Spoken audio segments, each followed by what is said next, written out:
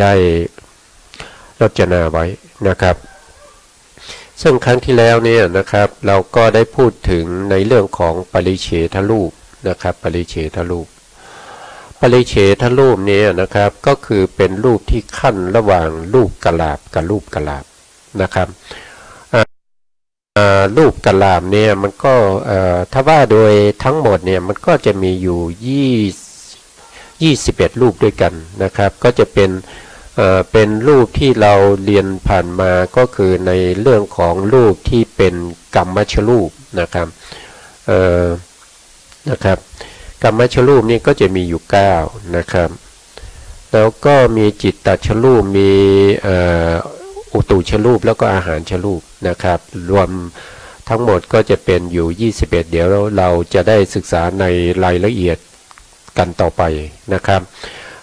ครั้งที่แล้วเนี่ยก็พูดถึงในเรื่องของปริเฉทรูปนะครับก็ทบทวนนิดสักเล็กน้อยนะครับปริเฉทรูปก็คือเป็นช่องว่างนะครับเป็นอากาศสรูปนะครับเป็นช่องว่างรูปกะลาบต่อรูปกะลาบก็คือหมายความว่ารูปกะลาบอย่างเช่นยกตัวอย่างเช่นกัมมัชรูปเนี่ยนะครับอย่างเช่นกัมมัชรูปที่เป็นปัสสาตาเนี่ยนะครับในปัสสาตาเนี่ยมันก็จะมีพวกที่เป็นจักขุทัสสกกะลาบเนี่ยก็จะมีอยู่หลายรูปด้วยกันมีอยู่มากรูปนะครับแล้วรูปเหล่านี้นะครับก็จะมาชนมาเขาจะเป็นรูปกะลาบที่เป็นกลุ่มเป็นก้อนนะครับเป็นมัดนะครับแล้วก็มาอาศัยอยู่ที่มหาพุทธรูป4นะครับมหาพุทธรูป4ตรงนั้นจะต้องเป็นความใสนะครับเป็นความใสที่สามารถรับรูปารมณ์ได้นะครับแต่รูปกะลาบพวกนี้นะครับเขาจะมาอาศัยอยู่ตรงนั้นนะครับแล้วก็จะต้องมีหลายกะลาบนะครับมีหลายกะลาบเดียวนี่มันน้อยมากนะครับมันเท่ากับปรมาณูนะครับมันอนูนะหรือว่านิวเคลียสอิเล็กตรอนนิวเคลียสอะไรพวกนั้นนะครับมันน้อยมากนะครับเพราะฉะนั้นมันก็จะต้องมีหลายกะลาบนะครับมารวมกันอยู่นะครับตรงที่เขารวมกันอยู่เนี่ยที่เข้ามาต่อกันเนี่ยนะครับมาเป็นกลุ่มเป็นก้อนเนี่ยมันจะมีช่องว่างระหว่างรูปกะลาบทั้งหลายนะครับตรงช่องว่างนั้นแหละเราจะเรียกว่าเป็นอากาศสรูปนะครับหรือว่าเป็นปริเฉทรูปนะครับอันนี้เราก็ทบทวนนะครับอากาศสรูปก็จะมีอยู่4อย่างนะครับมี4อย่างก็คืออัจฉตากาบเนี่ยนะครับกาศนะครับได้แก่อากาศที่ว่างนะครับอันนี้ก็พูดถึงในถ้าพูดจริงๆแล้วอันนี้จะเป็นวงกว้างเลยนะครับก็คือหมายความว่านะครับอย่างเช่นโลกเราเนี่ยนะครับพื้นแผ่นดินอะไรพวกนี้มันจะตั้งอยู่บนน้ำนะครับบนน้ำแล้วบนน้ำนั้นนะครับมีแผ่นดินตั้งอยู่แล้วก็น้ำที่รองรับอยู่เนี่ยนะครับมันอยู่ได้ก็เพราะว่ามันมีอากาศนะครับมีอากาศเป็นตัวรองรับอีกทีนะครับก็เรียกว่าอัจฉดากาศนะครับอัจฉดากาศนะครับอันที่สองก็คือปริฉินนากาศนะครับปริฉินนากาศก็คือเป็นช่องที่กำหนดขอบเขตนะครับอย่างเช่นช่องหน้าต่างอย่างนี้นะครับช่องหน้าต่างที่ว่างๆนะครับหรือว่าช่องประตูนะครับหรือว่าเป็นในตัวเราก็จะมีช่องจมูกนะครับช่องหูช่องปากนะครับหรือว่าเป็นถ้ำอย่างนี้เป็นบ่อน้ำเนี่ยพวกนี้ก็เป็นช่องหมดนะเป็นช่องเป็นช่องตรงช่องว่างนั่นแหละเราจะเรียกว่าปริเฉนนากาศนะครับนะอันที่3ก็ได้แก่กัสสิโนคาติมากาศกัสสิโนคาติมากาศเนี่ยก็เป็นอารมณ์ของสมถะนะครับสมถกรรมฐานนะครับกัสสิโนคาติมากาศเนี่ยเป็นอารมณ์ของอารูปนะครับอารูปที่เราเรียกว่าอากาสานัญจายตนะฌานนะครับซึ่งอยู่ในอารูปฌานอันที่1นะครับ ซึ่งอรูปฌานนี้เขาก็จะมีกัสสินุคติมาการนี่เป็นอารมณ์กัสสินุคติมาการนี้ก็คือเป็นลักษณะของการเพิกกสิณทั้ง9นะครับเพิกกสิณทั้ง9กสิณทั้ง9นี่จะเป็นอารมณ์ของปัญจมฌานหรือเรียกว่าโดยพระสูตรก็จะเป็นจตุถฌานใช่ไหมครับถ้าว่าโดยอภิธรรมก็จะเป็นฌาน5นะครับฌาน5นะครับเขาต้องเพิกฌาน5ก่อนนะครับเขาถึงจะเข้าสู่อรูปฌานได้นะครับอันนี้คือทำให้มันหลุดไปนั่นเองนะครับเพราะว่าเขามีกสิณเป็นอารมณ์นะครับเพราะฉะนั้นก็ต้องทำให้มันหลุดไปนะครับถึงจะได้เป็นอากาสานัญจายตนะฌานนะครับแล้วอันที่4ก็เรียกว่าปริเฉทากาศนะครับปริเฉทากาศก็คือช่องว่างนะครับเป็นช่องว่างระหว่างรูปกะลาบต่อรูปกะลาบนะครับเราก็มุ่งหมายเอาตัวนี้นะครับมุ่งหมายเอาตัวนี้นะครับที่เราศึกษาอยู่ตอนนี้นะครับมุ่งหมายเอาปริเฉทากาศนี้นะครับซึ่งในปริเฉทากาศเนี่ยเขาในตรงนี้เขาจะมีลักษณะทั้ง4นะครับหรือที่เราเรียกว่าเป็นลัคนาที่จตุกะนะครับลัคนาที่จตุกะนะครับลัคนาที่จตุกะของปริเฉทรูปนะครับก็จะมี4อย่างด้วยกันนะครับอันนี้จะเป็นลักษณะเป็นเรื่องที่เกี่ยวข้องกับเรื่องของการปฏิบัติด้วยนะครับเราจะต้องรู้ในลัคนาที่จตุกะนะครับเพื่อที่เราจะกำหนดรู้นะครับกำหนดรู้ถึงสภาวะของปริเฉทรูปนะครับจริงๆแล้วปริเฉทรูปเนี่ยเป็นเขาเรียกว่าเป็นนิพพานรูปนะครับเป็นนะครับก็จะอยู่ในส่วนนี้นะครับก็เป็นนิพพานรูปนะครับปริเฉทรูปก็เป็นรูปที่1ที่อยู่ในปริเฉในนิพพานรูปนิพพานรูปก็คือมีสภาวะที่คือตัวเขาเนี่ยไม่มีสภาวะนะครับแต่เขาจะอาศัยนิพพานรูปแล้วเกิดเป็นสภาวะขึ้นมานะครับอย่างเช่นปริเฉทรูปเนี่ยนะครับเขามีสภาวะขึ้นมาได้ก็เพราะว่ารูปกลาบนะครับรูปกลาบเช่นจักขุทัสสกกลาบนะครับหรือว่าโสตทัสสกกลาบนะครับหรือว่าเป็นอิทธินซีนะครับหรือว่าหาทยะนะครับหรือที่เราเรียกว่าวัตถุทัสสกกลาบแล้วก็ชีวิตพวกนี้นะครับที่เข้ามาต่อชนกันเนี่ยก็จะทำให้เกิดเป็นช่องระหว่างรูปกลาบนั้นก็จะมีปริเฉทรูปนะครับปริเฉทรูปถึงจะเกิดขึ้นตรงนั้นได้นะครับแต่การที่เราจะกำหนดก็ได้ไม่กำหนดก็ได้ในนิพพานรูปนะครับนิพพานรูปเป็นสภาวะรูปที่ไม่มีสภาวะของตัวเองโดยเฉพาะเพราะฉะนั้นเวลาที่เรากำหนดรู้ในเรื่องของนามและรูปเนี่ยก็ไม่จำเป็นที่เราจะกำหนดรู้ในนิพพานรูปหรือว่าจะกำหนดรู้ก็ได้นะครับแต่ที่จะต้องกำหนดรู้ก็คือนิพพานรูปนี้เองนะครับนิพพานรูปแล้วก็ให้รู้รูปที่หยาบที่สุดนะครับในนิพพานรูปที่หยาบที่สุดก็คือเป็นโพธตรงนี้เลยครับโพธพาก็จะมีเตโชโพธพาลมนะครับแล้วก็วายโยโพธพาลมแล้วก็มีปัทวีโพธพาลมนะครับก็เรียกว่าเป็นโพธพาลมรู้ได้ด้วยการกระทบกับกายประสาทตัวนี้จะหยาบนะครับเป็นรูปที่หยาบแล้วก็รู้ได้ง่ายนะครับรักษาลมนี้ก็หยาบเหมือนกันรู้ได้แต่ตัวที่เป็นโพธพาลมนี้จะหยาบกว่ารู้สึกได้ง่ายกว่านะครับทีนี้เราก็มาดูลัคนาที่จตุกะของปริเฉทรูปนะครับปริเฉทรูปนะครับปริเฉทรูปเนี่ยจะมี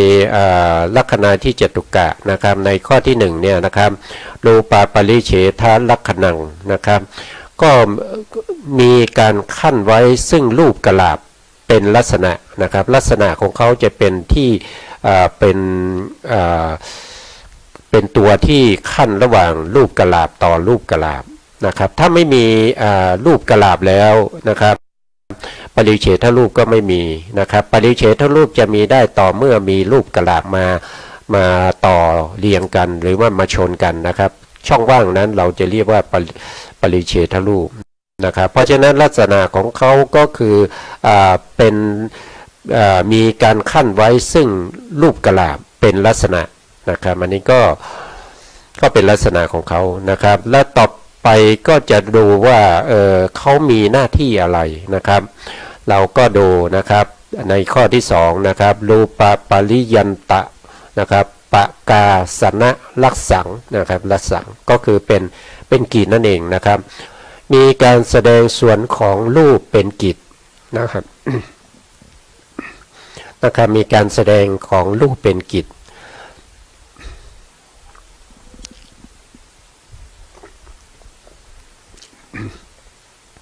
นะครับก็ถ้าไม่มีปริเฉทรูปนะครับพวกรูปกะลาบที่มาชนกันนะครับเข้ามาชนกันแบบสนิทเนี่ยนะครับก็จะไม่สามารถแยกได้นะครับไม่สามารถจะแยกได้ว่าอันนี้เป็นจักขุทัสสะกะลาบนะครับอันนี้เป็นโสตทัสสะกะลาบอันนี้เป็นกายทัสสะกะลาบเพราะว่ามันมีปริเฉทรูปนั้นมันจึงสามารถที่จะแยกส่วนต่างๆออกให้เรารู้ได้สามารถนับจำนวนได้นะครับมันไม่เป็นผืนเดียวไปนะครับมันไม่เป็นผืนเดียวนะครับการที่มีปริเฉทรูปนี้นะมันเป็นประโยชน์นะครับในการที่เราจะกำหนดรู้ในเรื่องของจักขุประสาทนะครับจักขุประสาทโสตประสาทคานะประสาทนะครับชิวหาประสาทกายประสาทพวกนี้นะครับพวกนี้ก็รู้ได้ทางใจนะครับรู้ได้ทางใจแต่เราจะรู้ตอนไหนเราจะรู้ตอนที่เขากระทบกับอารมณ์นะครับอย่างเช่นจักขุประสาทนี่ก็จะกระทบกับรูปารมณ์นะครับกระทบกับรูปารมณ์ก็กำหนดรู้ตรงที่เขากระทบนั้นนะครับก็จะสามารถรู้ได้นะครับก็จะเป็นกิจของเขาเนี่ยนะครับเขามีการแสดงส่วนของรูปนะครับก็คือสามารถนับได้ว่าเป็นรูปกลุ่มที่1กลุ่มที่2นั่นเองนะครับอันนี้เป็นกิจเขานะครับเป็นกิจของเขาลักษณะเขาก็คือขั้นไว้ซึ่งรูปกะลาบนะครับต่อไปก็จะเป็นรูปมาลิยาทะปัจจุปฐานนังนะครับมีการจำแนกซึ่งรูปเป็นผลนะครับมีการจำแนกก็คืออะไรจำแนกก็คือการแยกแยะนะครับแยกแยะรูปทั้งหลายที่เป็นกะลาบที่มาต่อชนกันนั้นนะครับว่าเป็นรูปส่วนที่เป็นจักขุใช่ไหมครับเป็นจักขุประสาทนะครับตรงที่จักขุประสาทเนี่ยนะครับบริเวณใกล้ๆนั้นก็จะมีรูปที่เรียกว่าเป็นกายประสาทนะครับกายประสาทเนี่ยเราจะรู้สึกได้ในการที่เรากระทบแล้วเขาจะเกิดความเจ็บขึ้นมาอย่างเงี้ยนะครับเจ็บขึ้นมาตรงที่เจ็บนั้นก็จะเป็นกายประสาทไม่ใช่จักขุนะครับไม่ใช่จักขุประสาทนะครับจักขุประสาทเนี่ยกระทบกับรูปารมณ์แล้วก็สามารถจะเห็นรูปารมณ์ได้แต่กายประสาทเนี่ยกระทบกับมหาพุทธรูปทั้ง3นะครับเวนาโปเขาก็จะรู้สึกว่าเป็นสุขหรือเป็นทุกข์นะครับถ้ากระทบกับตรงที่เป็นตานะครับตรงที่เป็นตาดำนะก็จะรู้สึกเจ็บได้ทำให้มีแผลได้นะครับตรงตานะครับก็จะแสดงว่าตรงนั้นจะมีรูปกะลาบอยู่หลายรูปเหมือนกันนะครับเพราะฉะนั้นการที่เขามีการจำแนกนะครับมีการจำแนกก็คือรู้ได้ว่าเป็นส่วนนี้เป็นจักขุประสาทส่วนนี้เป็นกายประสาทอย่างนี้นะครับส่วนนี้เป็นจิตตชรูปนะครับก็เรียกว่าจิตตชักกะลาบนะครับส่วนนี้จะเป็นอุตุชรูปนะครับก็จะเป็นรูปที่เกิดจากอุตุนะครับก็จะสามารถแยกอย่างนั้นได้อันนั้นก็คือการแยกแยะนะครับเป็นผลนะครับเป็นผลนะต่อไปก็จะเป็นปริเฉนทะรูปะปัฏฐฐานังนะครับอันนี้ก็จะเป็นว่านะครับมีรูปที่ขั้นไว้เป็นเหตุใกล้นะครับเป็นเหตุใกล้อะไรเป็นเหตุให้เกิดปริเฉทรูปนะครับรูปที่ขั้นไว้คืออะไรก็คือรูปกะลาบทั้งหลายนะครับไม่ว่าจะเป็นจักขุทัสสะกะลาบหรือโสตทัสสะกะลาบที่ขั้นไว้นะเป็นเหตุใกล้นะครับเป็นเหตุใกล้ให้เกิดป เป็นปฏิเฉทรูปนะครับอันนี้ก็จะเป็นลักษณะทั้ง4นะครับผู้ที่จะกำหนดรู้ในเรื่องของปฏิเฉทรูปจะต้องรู้และเข้าใจในลักษณะทั้ง4นี้นะหนึ่งก็คือเป็นลักษณะนะครับหนึ่งก็คือเป็นลักษณะนะเป็นลักษณะนะครับสองก็คือจะต้องรู้ว่าเขามีกิจอะไรเขาเวลาเขาเกิดขึ้นมาเนี่ยหน้าที่กิจเขาคืออะไรนะครับอันที่3ก็เป็นผลนะครับเป็นผลก็สามารถที่เราจะรู้ได้นะครับสามารถที่จะรู้ได้นะครับจึงรู้ได้ที่ผลของกิจนั้นนะครับหรือผลของลักษณะนั้นนะครับก็คือการแสดงออกมาเป็นผลนะครับก็คือจำได้เป็นจำนวนนะครับเป็นจำนวนแยกแยะเป็นส่วนนี้เป็นรูปนั้นส่วนนั้นเป็นรูปนั้นมีจำนวนเท่าไหร่อะไรเนี่ยเราสามารถที่จะเข้าไปดูได้เข้าไปกำหนดได้ก็เพราะว่าเขามีการจำแนกนะครับจำแนกรูปนั้นแล้วก็เป็นแสดงเป็นผลออกมานะครับอันที่4ก็ต้องรู้เหตุใกล้ให้เขาเกิดนะครับเหตุใกล้ให้เขาเกิดเนี่ยปฏิเฉทรูปเนี่ยเขาจะเกิดได้ก็ต้องมีรูปกลามมาชนกันใช่ไหมครับมาขั้นกันมาต่อกันนะครับถึงจะมีช่องนะครับมีช่องว่างตรงนั้นเรียกว่าเป็นปฏิเฉทรูปนะครับถ้าปฏิเฉทรูปเนี่ยถ้าพูดถึงในกายของเรานะครับก็จะมีมากมายนะมีมากมายเหลือเกินนะครับมันเป็นช่องว่างนะครับมันอยู่ทั่วสารพันกายของเรานะครับเพราะว่ารูปกลาบแต่ละรูปกลาบนี่มันเล็กน้อยนะครับมันเล็กน้อยแต่รูปกลาบเหล่านั้นเนี่ยมันจะมาเรียงต่อกันชนกันนะครับเพราะฉะนั้นจึงทำให้ปฏิเฉทรูปเกิดขึ้นภายในร่างกายของเรานี้เป็นช่องว่างเนี่ยมีมากมายนะครับอันนี้ก็เป็นเรื่องของปฏิเฉทรูปนะครับปฏิเฉทรูปนะครับปฏิเฉทรูปก็คือรูปนี้เป็นอนิพันธรูปนะครับเป็นอนิพันธรูปในจำนวน10รูปเป็นรูปที่1นะครับเป็นรูปที่1นะต่อไปเราก็จะไปดูรายละเอียดเรื่องของวิญญาติรูปนะครับวิญญาติรูปนะวิญญาติรูปเนี่ยก็จะมีอยู่2อย่างนะครับวิญญาติรูปมี2อย่างนะครับ2อย่างนั้นก็คือ1ก็คือกายวิญญาติ2ก็คือวจีวิญญาตินะครับวิญญาติรูปเนี่ยมันเป็นอาการพิเศษที่ทำให้รู้ถึงความประสงค์นะครับรู้ถึงความประสงค์ของการเคลื่อนไหวร่างกายหรือว่าการพูดจานะครับถ้าเป็นกายวิญญาณเนี่ยก็คือจะเป็นเกี่ยวกับการเคลื่อนไหวร่างกายเนี่ยนะครับทำให้ผู้อื่นเนี่ยสามารถรู้ได้นะครับอย่างเช่นกวักมือเรียกเนี่ยนะครับเราก็รู้ว่าเขาเรียกเรานะเขากวักมืออย่างนี้เป็นต้นนะครับหรือว่าในขณะที่เขาเดินนะครับเขาเดินเขาไม่พอใจนะครับไม่พอใจเขาเดินด้วยการกระแทกส้นนะครับก็จะมีเราจะรู้สึกได้ว่าเขาไม่พอใจนะครับอันนั้นก็เป็นเรียกว่าวิญญาติรูปนะครับหรือว่าการพูดจานะครับการพูดจานี้ก็จะเรียกว่าเป็นวจีวิญญาตนะครับทั้งหมดก็จะมีว่าโดยวิญญาตก็จะมีวิญญาตอยู่4อย่างนะครับ4อย่างก็คือการเคลื่อนไหวร่างกายที่ทำให้คนอื่นรู้ความประสงค์ของตนอย่างหนึ่งเรียกว่าโพธนากายวิญญาตนะครับแล้วอันที่2เนี่ยก็เป็นการเคลื่อนไหวร่างกายโดยปกติไม่ได้มุ่งหมายให้ผู้อื่นรู้นะครับไม่ได้มุ่งหมายให้ผู้อื่นรู้ความประสงค์นะครับก็จะเป็นอิริยาบถนะครับก็มีการเดินนะครับมีการยืนนั่งนอนนะครับอันนี้ก็เขาไม่ได้แสดงเป็นกายวิญญาตออกมานะครับเพราะฉะนั้นในขณะที่เรากำลังนอนในขณะที่เรากำลังนั่งพวกนี้จะไม่มีวิญญาตนะครับจะไม่มีวิญญาตนะครับก็คือไม่ได้แสดงอาการเคลื่อนไหวไม่ได้แสดงเป็นความหมายให้ผู้อื่นรู้นะครับไม่มุ่งหมายให้ผู้อื่นรู้นะครับอันที่3ก็คือโพธนาวจีวิญญาตอันนี้ก็คือการพูดนะครับการพูดในคำพูดนี้ก็จะแฝงไว้ด้วยความประสงค์นะครับความประสงค์ของผู้พูดนะครับให้เรารู้นะครับว่าเขาต้องการอะไรนะครับเขาพูดอะไรนะครับต้องการอะไรพวกนี้ นะครับก็คือการที่จะให้ผู้อื่นรู้ถึงความประสงค์ของตนนะครับ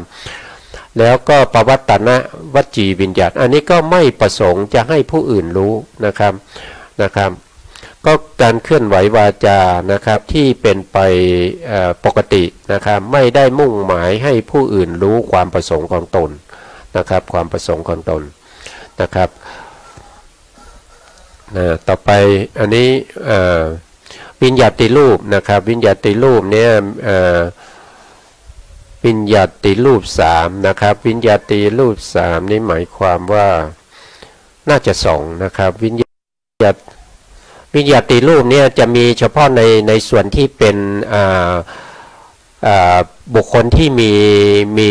วิญญาณครองนะครับหรือว่าจะเป็นมีอินทรีย์นะครับอินทรีย์เนี่ยนะครับอินทรีย์ในร่างกายของเราเนี่ยก็จะมีอยู่ด้วยกันทั้งหมด8อย่างนะครับรูปที่เป็นอินทรีย์นะครับรูปที่เป็นอินทรีย์ต้องมีอยู่เฉพาะสิ่งมีชีวิตเท่านั้นนะครับในอย่างเช่นรูปภายนอกเช่นต้นไม้นะครับต้นไม้ไม่มีนะครับไม่เขาไม่เรียกว่าอินทรียะอินทรีย์นะครับไม่เรียกว่าอินทรีย์นะครับไม่เรียกว่าอินทรีย์นิพพานรูปนะครั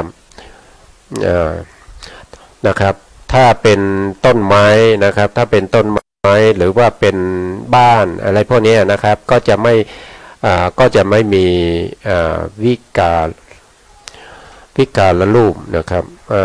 มันวิการละรูปนี้มันจะเป็นอีกนะครับมันนะครับถ้าเรามาดูตรงนี้ก่อนครับนะเมื่อกี้เราพูดถึ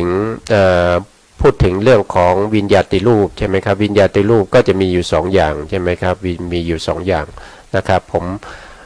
ข้ามไปที่วิการละรูปนะครับเพราะว่าวิญญาติรูปนี้เรายังไม่จบนะครับยังพูดไม่จบต้องขอโทษด้วย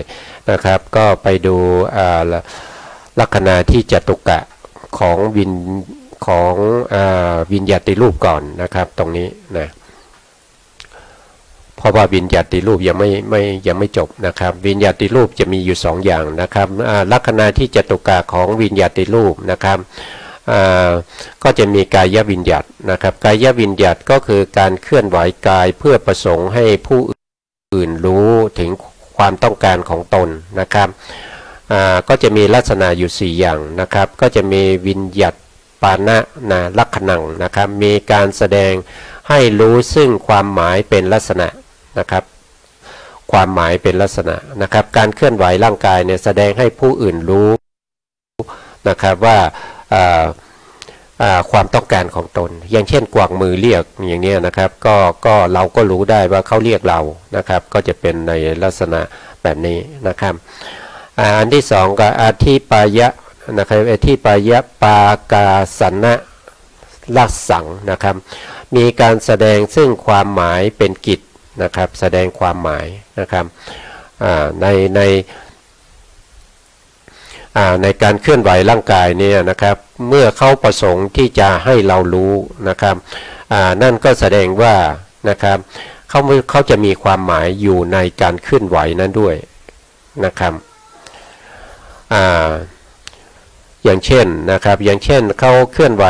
ร่างกายนะครับด้วยในลักษณะที่ว่านะครับลักษณะที่ว่าเขาเดินช้าๆนะครับแล้วก็เกาะฝานะครับเกาะนู่นเกาะนี่แล้วค่อยๆเดินอย่างเงี้ยเราก็รู้ได้ว่าเขากำลังไม่สบายนะครับเขากำลังไม่สบายนะครับถ้าเราเห็นบางคนเนี่ยเขาเดินด้วยความกระฉับกระเฉงนะเราก็รู้สึกว่าเราก็รู้ได้ว่าบุคคลคนนี้ก็มีสุขภาพร่างกายที่ดีในขณะนั้นนะครับเพราะฉะนั้นพวกนี้เป็นความหมายให้เรารู้ได้นะครับแล้วกายวิญญาณเนี่ยไม่ได้หมายถึงอิริยาบถนะครับไม่ได้หมายถึงอิริยาบถแต่เป็นรูปที่มันซ่อนอยู่ในอิริยาบถซ่อนอยู่ในอิริยาบถมันคนละรูปกันนะครับมันไม่ใช่อิริยาบถนะครับอันที่3ก็คือกายวิภานะ วิภัทนะเหตุภาวะนะครับปัจจุปฐานังนะครับมีการเคลื่อนไหวกายเป็นผลนะครับมีการเคลื่อนไหวร่างกายนี่เป็นผลนะครับแล้วข้อที่4นะครับก็คือจิตตสมุทฐานะวาโยนะครับวาโยธาตุปัฏฐานังนะครับก็เขาบอกว่านะครับก็มีธาตุลมเนี่ยนะครับเป็นสมุทฐานให้เกิดนะครับเกิดการเคลื่อนไหวกายวิญญาตนะครับกายวิญญาตและรูปกายวิญญาณเนี่ยเขาจะเกิดพร้อมกับจิตแล้วก็เขาจะดับพร้อมกับจิตนะครับเขาไม่ได้มีอายุเท่ากับจิต17ดวงนะครับเขาจะเกิดจิตดวงไหนที่ทำให้เขาเกิดขึ้นนะครับเขาก็จะดับพร้อมกับจิตดวงนั้นเลยนะครับเพราะฉะนั้นกายวิญญาณหรือว่าจีวิญญาณเนี่ยจะมีอายุเท่ากับจิตนะครับเกิดพร้อมจิตดับพร้อมจิตเลยนะครับก็จะเป็นในลักษณะนั้นนะครับนะต่อไปก็จะเป็นวจีวิญญาตนะครับวจีวิญญาตก็คือการพูดนะครับการพูดมีเสียงออกมานะครับวิญญาปณะลักขณังนะครับมีการแสดงให้รู้ซึ่งความหมายเป็นลักษณะนะครับมีการแสดงให้รู้ซึ่งความหมายเป็นลักษณะก็คือคำพูดเนี่ยมันจะแฝงไว้ด้วยความหมายต่างๆนะครับอย่างเช่นเวลาเราจะขอให้ใครทำอะไรเนี่ยเราก็จะเรียกเขาใช่ไหมกวางมือเรียกเขาเสร็จแล้วก็จะพูดออกมาว่าคุณครับช่วยผมหน่อยนะครับช่วยหยิบปากกาให้ทีนะครับยังไงพวกนี้นะครับก็จะแฝงไว้ในวจีนะครับวจีนี้ก็จะมีความหมายนะครับมีความหมายให้เขารู้ถึงความประสงค์ของเรานะครับหรือว่าคุณครับหยิบหนังสือให้หน่อยนะครับหรือว่าคุณครับอย่าบังผมนะครับผมกำลังดูอะไรดูทีวีอยู่อย่างเงี้ยนะครับก็จะพูดให้เขารู้ความหมายนะครับมีกิจเป็นยังไงนะครับอาทิปายะปากะสานะลักษังนะครับมีการแสดงซึ่งความหมายเป็นกิจนะครับอันนี้เป็นกิจของเขานะครับเป็นกิจนะครับของการพูดนะครับพูดมีความหมายเป็นความหมายนั้นเป็นกิจนะครับของวจีวิญญาตนะครับข้อที่3นะครับวจีโคสะเหตุภาวะปัจจุปฐานังนะครับมีการกล่าววาจาเป็นผลนะครับมีการกล่าววาจาเป็นผลนะครับก็คือคำพูดที่พูดออกมานั้นเป็นผลนะครับต่อไปนะครับก็คือจิตตสมุทฐานะครับปัทวีธาตุปัฏฐานังนะครับมีปัทวีธาตุนะครับของจิตตสมุทฐานเป็นเหตุใกล้นะครับอันนี้ก็คือหมายความว่านะครับปัทวีธาตุนี้ก็คือธาตุดินนะครับก็คือธาตุดินนะของจิตตสมุทฐานนะครับก็คือจิตตสมุทฐานก็คือจิตที่เกิดจากรูปที่เกิดจากจิตนะครับมีจิตเป็นสมุทฐานนะครับมีจิตเป็นสมุทฐานนะครับรูปทั้งหลายเนี่ยมันต้องมีเขาเรียกว่าเป็นวินิโพครูปนะวินิโพครูปก็จะมีอยู่8รูปใช่ไหมครับในวินิโพครูปเนี่ยก็จะมีปัทวีด้วยนะครับในการพูดเนี่ยเขายกเอาปัทวีนะครับปัทวีขึ้นมานะครับปัทวีที่อยู่ในจริงๆแล้วในคำพูดที่พูดไปเนี่ยนะครับ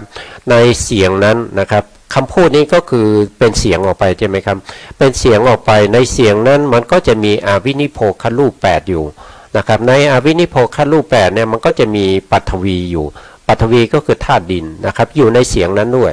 นะครับซึ่งเสียงนั้นเกิดจากอะไรเกิดจากจิตนะครับเป็นจิตเป็นตัวสั่งให้มีการพูดออกมาทางปากนะครับเป็นเสียงออกมานะครับเพราะฉะนั้นสมุทฐานของเสียงนั้นก็คือตัวจิตนี้เองนะครับจิตเป็นสมุทฐาน นะครับเพราะฉะนั้นจิตก็เป็นเหตุใกล้ให้เกิดนะครับแต่ปัทวีเนี่ยก็คือเป็นธาตุดินที่อยู่ในวินิโพครูปที่เป็นที่มีจิตเป็นสมุฏฐานนั่นเองนะครับมีจิตเป็นสมุฏฐานนะครับไม่ทราบว่าท่านผู้ฟังและผู้ชมจะเข้าใจหรือเปล่านะครับว่าในลักษณะอย่างนี้เนี่ยนะครับมันก็จะจินตนาการได้ลำบากนิดหนึ่งนะครับอย่างตรงนี้นะครับก็มาดูตรงนี้ก่อนนะครับถ้าเราพูดถึงวินิโพครูปนะวินิโพครูปเป็นรูปที่ไม่สามารถจะแยกออกจากกันได้มีอยู่8รูปใช่ไหมครับเราได้ก็จะมี8รูปนะครับก็จะมีปัทวีเห็นไหมครับก็จะมีปัทวีมีอาโปมีเตโชมีวายโยมีรูปาลมนะครับแล้วก็มีคันธาลมแล้วก็มีรัสสาลมแล้วก็มีโอชานะครับโอชาก็คืออาหารนะครับ8รูปนี้จะเป็นวินิโพครูปคือรูปที่เขาแยกออกจากกันไม่ได้นะครับเขาแยกออกจากกันไม่ได้นะครับไม่ว่าจะเป็นจิตตชรูปนะครับหรือว่าจะเป็นประสาทรูปนะครับหรือว่าจะเป็นอาหารรูปหรืออุตตุชรูปก็ตามนะครับจะต้องมีวินิโพครูป8นี้อยู่ในนั้นเสมอนะครับตรงนี้เนี่ยเขาพูดถึงในเรื่องของรูปนี้มีจิตเป็นสมุฏฐานนะครับเพราะว่าการที่เราพูดออกมาเนี่ยมันจะมีจิตเนี่ยเป็นสมุฏฐานนะครับที่เราพูดได้เราส่งความหมายได้พวกนี้มันเกิดจากจิตนะครับเกิดจากจิตนะเพราะฉะนั้นเวลาพูดออกมาเป็นเสียงนะครับเป็นเสียงเนี่ยเสียงนั้นมีที่มีวจีวิญญาณแฝงอยู่ในเสียงนั้นนะครับแล้วในเสียงนั้นเกิดขึ้นมาได้ก็เพราะว่ามีจิตเป็นสมุฏฐานนะครับมีจิตเป็นสมุฏฐานนะครับแต่ที่เราสามารถได้ยินเสียงได้ก็เพราะว่ามันมีวินิโพครูปที่มีปัทวีธาตุดินอยู่ในนั้นด้วยนะครับก็เป็นเหตุใกล้ให้เกิดเสียงนะครับให้เกิดเสียงที่มีวจีวิญญาณแฝงอยู่ในนั้นนะครับเป็นความหมายอยู่ในเสียงนั้นด้วยนะครับอันนี้ก็จะเป็นในลักษณะอย่างนี้นะครับต่อไปเราก็จะพูดถึงในส่วนที่เป็นวิการละรูปนะครับวิการละรูปเนี่ยจะมีอยู่3นะครับวิการละรูปก็จะมีอยู่3นะครับก็จะมีไปดูรูปก่อนดูรูปนะครับวิการละรูปก็คือตรงนี้นะครับวิการละรูปคือตรงนี้นะครับในรูปปรมัตถ์นะครับรูปแผนภูมิรูปปรมัตถ์นะครับ28เนี่ยก็จะอยู่ตรงนี้นะครับก็จะมี1ก็คือละหุตานะครับรูปละหุตาเนี่ยจะเป็นรูปที่มีความเบานะครับเป็นความเบาของรูปนะครับเป็นความเบาของรูปจะเรียกว่าเป็นรูปละหุตานะครับอันที่2ก็จะเป็นมุทุตานะครับมุทุตานี่ก็จะเป็นรูปเหมือนกันนะครับรูปมุทุตานะครับก็จะเป็นความอ่อนนะครับความเบาความอ่อนนะครับแล้วก็มีกัมมัญญตานะครับรูปกัมมัญญตารูปกัมมัญญตานี่เป็นรูปที่ทำให้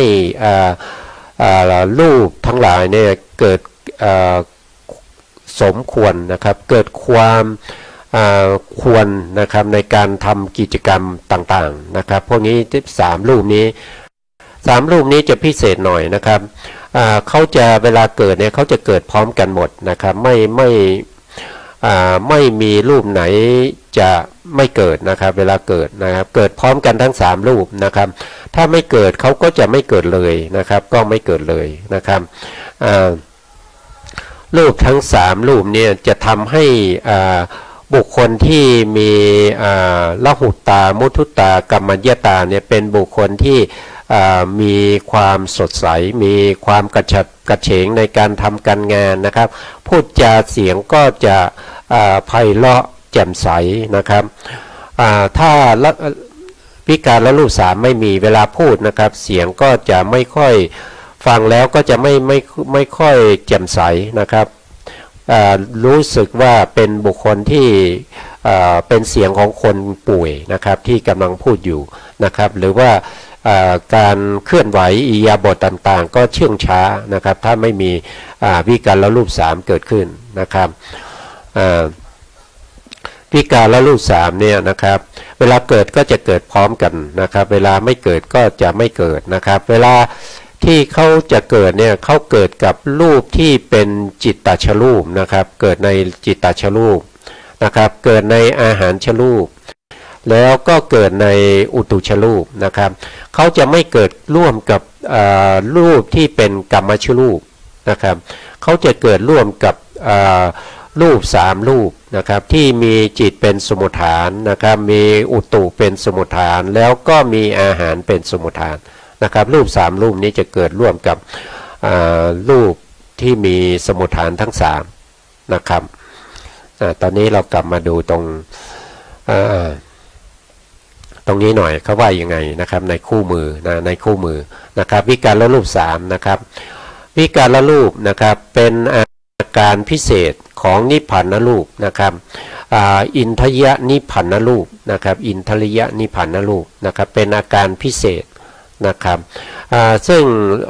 รูปนี้เนี่ยเขาจะไม่ใช่เป็น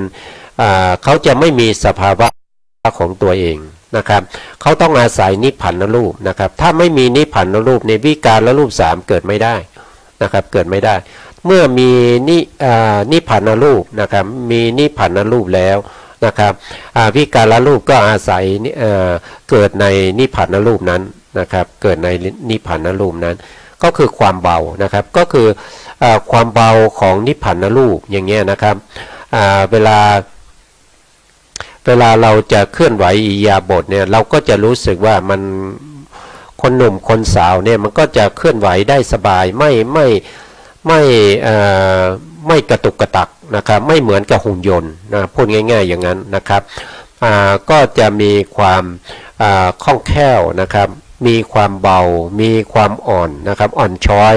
นะครับในเราเห็นบุคคลที่เขาเวลาเขา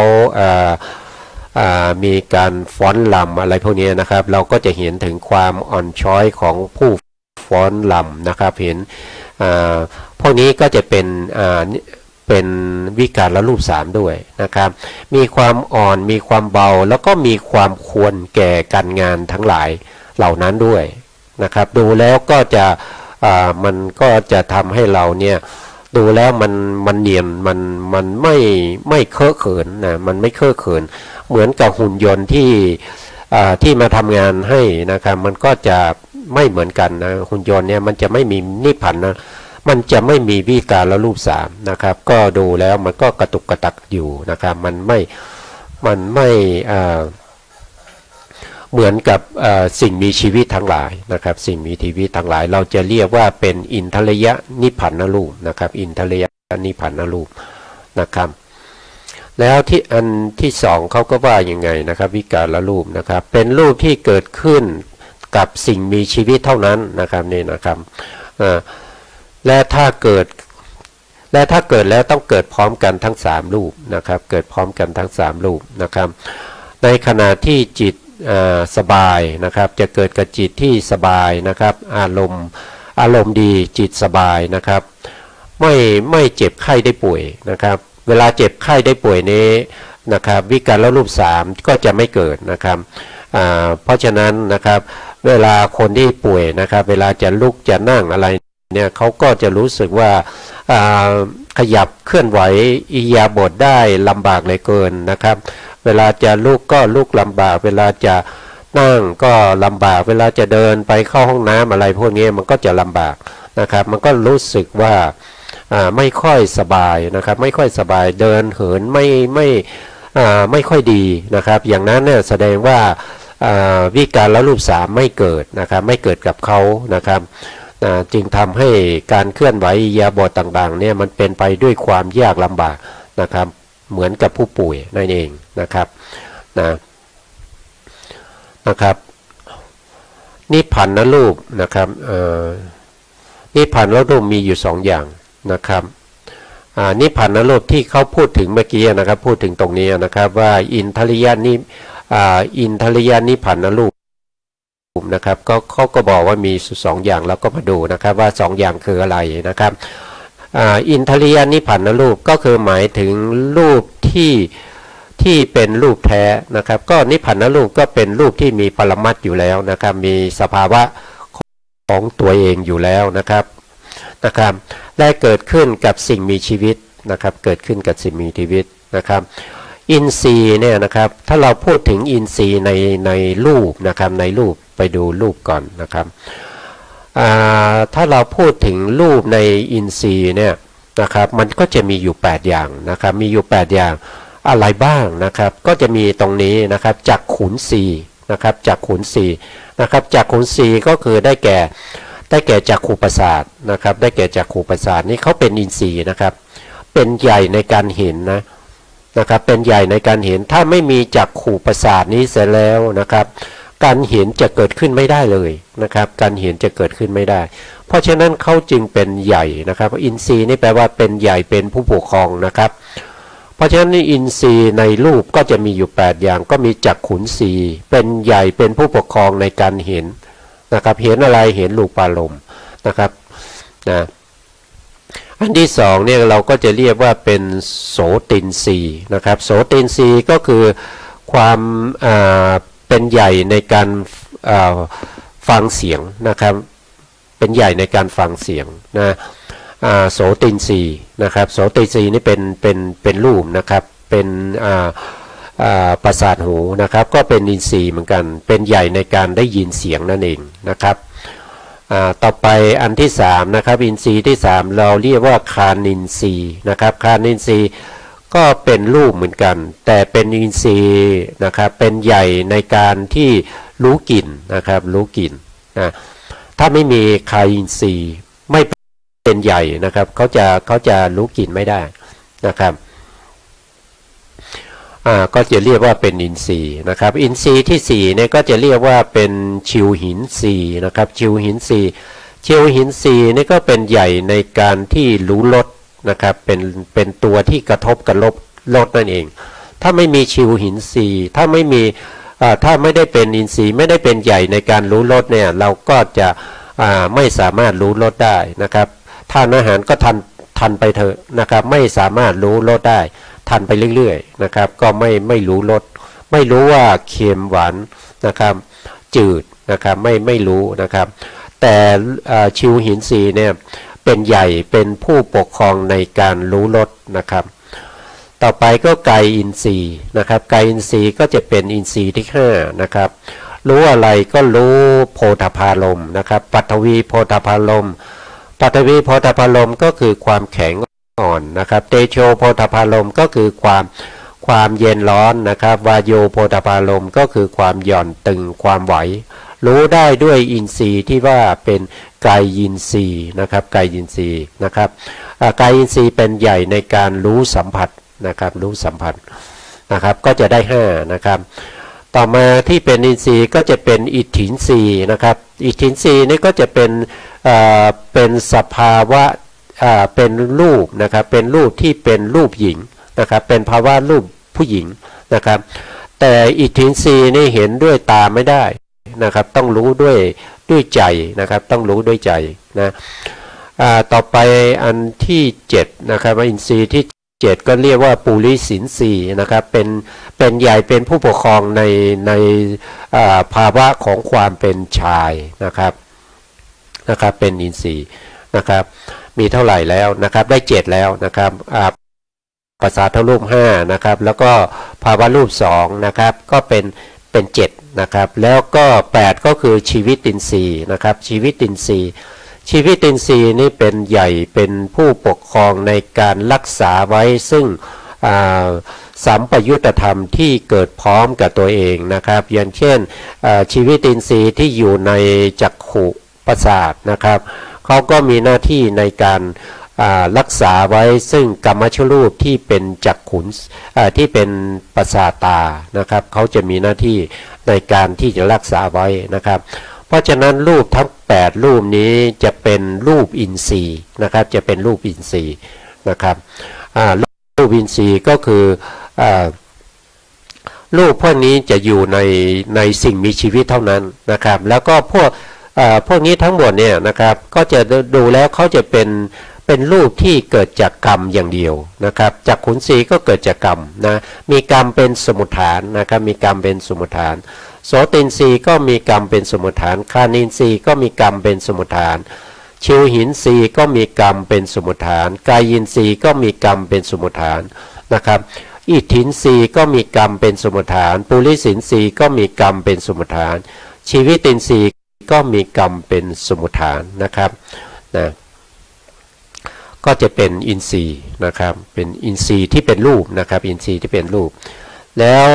มันจะมีอินทรีย์ที่เป็นนามอีกนะครับอินทรีย์ที่เป็นนามก็จะมีอยู่ว่าโดยย่อๆก็มี8เหมือนกันนะครับแต่ถ้าว่าโดยพิสดารก็จะมีมากกว่านั้นนะครับอันนี้ก็เป็นเรื่องของอินทรีย์นะครับเรื่องของอินทรีย์นะทีนี้เราก็มาดูต่อเขาบอกว่านิพพานรูปเนี่ยมีอยู่2อย่างก็คือ1ก็คืออินทริยนิพพานรูปนะครับก็คือหมายถึงรูปที่เป็นรูปแท้นะครับแล้วก็เกิดขึ้นนะครับเกิดขึ้นกับสิ่งมีชีวิตนะครับเกิดขึ้นกับสิ่งมีชีวิตนะครับอินทรีย์ก็มี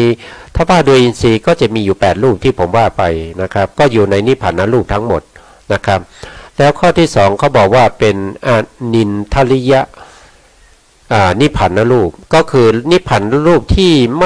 ม่มีอินทรีย์นะครับไม่มีอินทรีย์นะครับหมายถึงรูปที่เป็นรูปแท้แต่เกิดขึ้นกับสิ่งที่ไม่มีชีวิตนะครับเกิดขึ้นกับสิ่งที่ไม่มีชีวิตเป็นนิพพานรูปแท้นิพพานรูปที่เกิดขึ้นกับสิ่งไม่มีชีวิตก็คืออะไรนะครับก็คืออะไรนะครับก็มาดูตรงนี้นะก็จะมี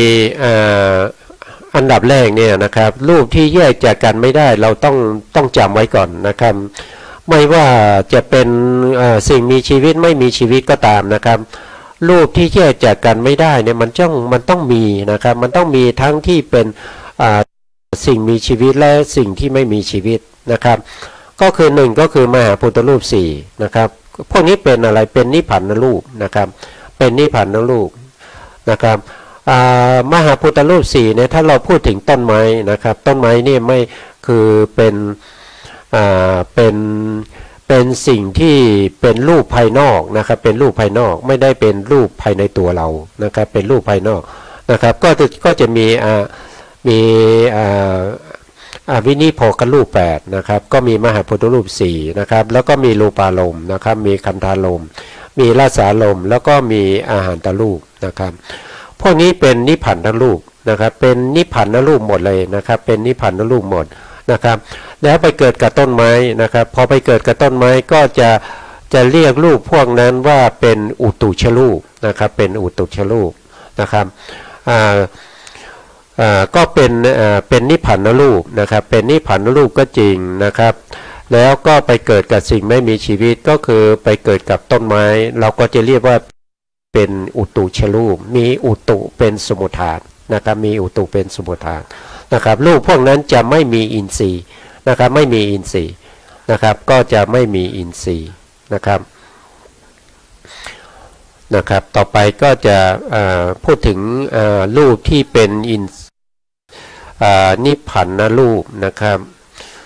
ที่เราพูดถึงวิการรูปนะครับวิการรูป3นะครับเราก็ไปดูในส่วนที่เป็นลักษณะที่จตุกะของนิพพานรูปนะครับ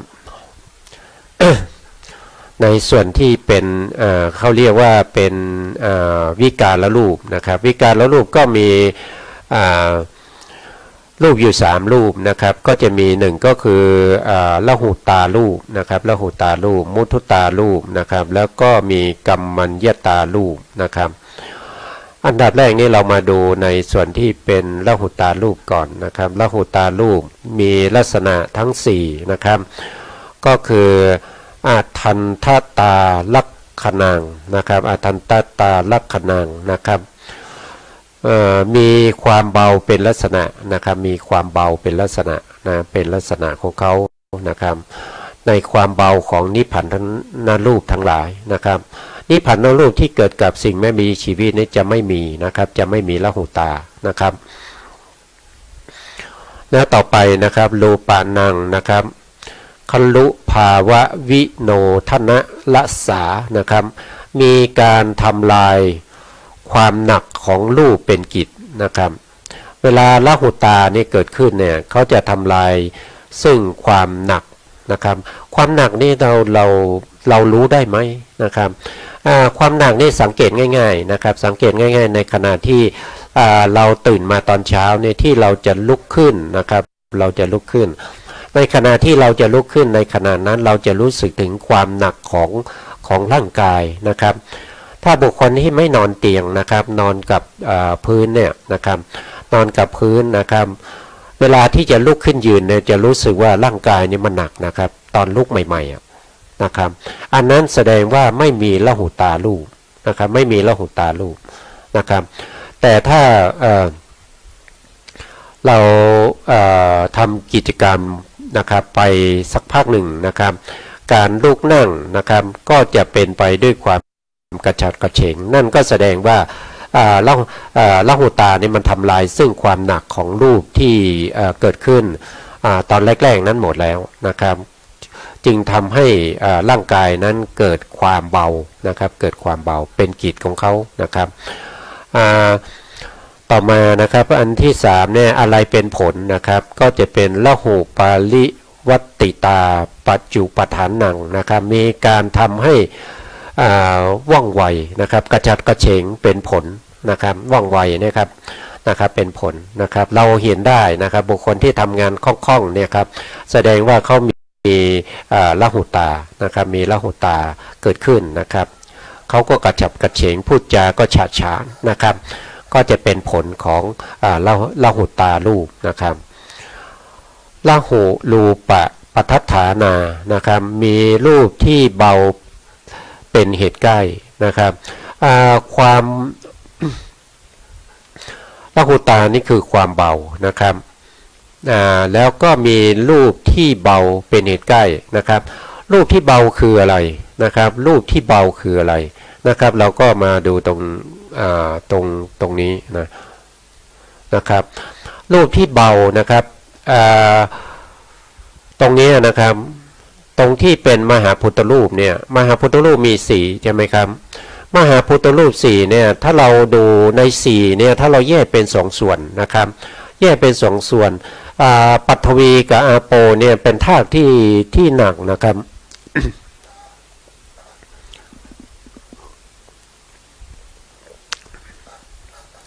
นะครับก็ขออภัย ท่านผู้ฟังและผู้ชมนะครับปัทวีธาตุกับอาโปธาตุเนี่ยเขาเป็นธาตุที่มี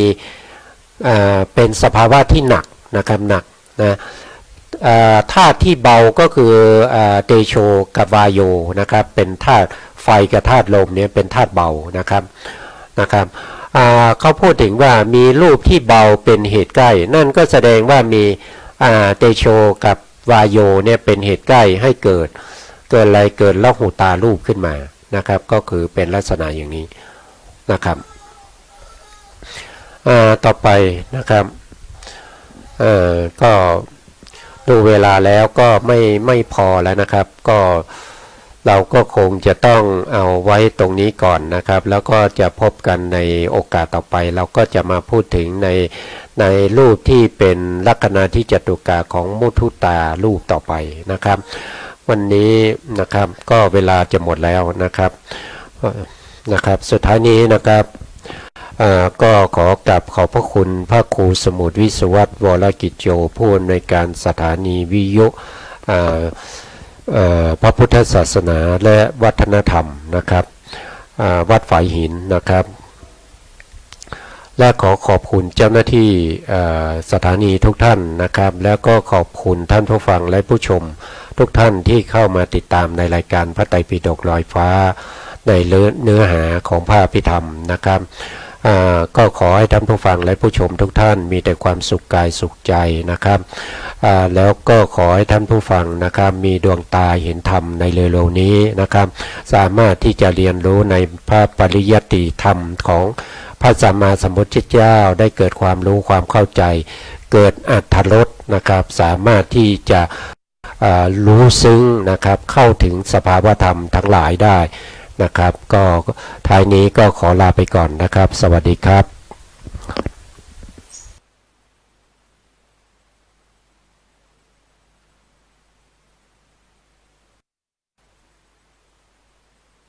อีกมุมโหยหาหวังความสงบแก้ไขเบื้องลึกมนุษย์